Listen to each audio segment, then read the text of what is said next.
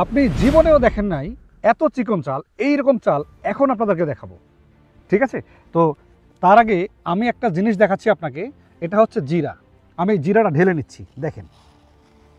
তো আরেকটা জিনিস এখানে আপনাকে দেখাই আমি, দেখেন আমাদের জিরার পাশে যে ধানটা আছে, এই ধানটা দেখেন, এটা কিন্তু চিনি গুঁড়া চাল। ঠিক আছে?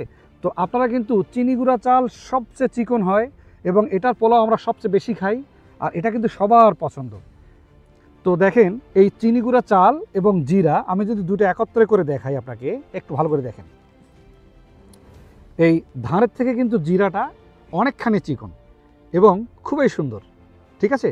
তো ধান কিন্তু এটা এখন সেলা হয় নাই, এই জন্য একটু মোটা হচ্ছে। ধান সেলার পরে হয়তো বা জিরার থেকে একটুখানি মোটা হবে।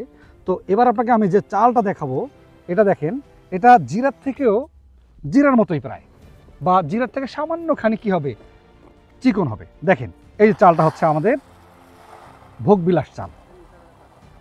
ঠিক আছে? দেখেন, তো এই যে চালটা, এটা আমি কিন্তু এবার আপনাকে দেখাচ্ছি। এই চালটার নামই হচ্ছে ভোগবিলাস। তো এবার আমরা দুইটা একটু ম্যাচিং করে দেখব যে আসলে কোনটা পারফেক্ট হয়। এটা হচ্ছে দেখেন ভোগবিলাস চাল, আর এটা হচ্ছে আমাদের জিরা। এই দুইটা আমি একসঙ্গে নিলাম। যদি একসঙ্গে মাপা হয় তাহলে প্রায় সেম সেম মনে হচ্ছে।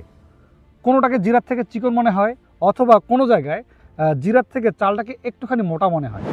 তো আমি অ্যাভারেজ দেখেছি যে সেম সেম দেখা যাচ্ছে এবং খুবই পারফেক্ট দেখা যাচ্ছে।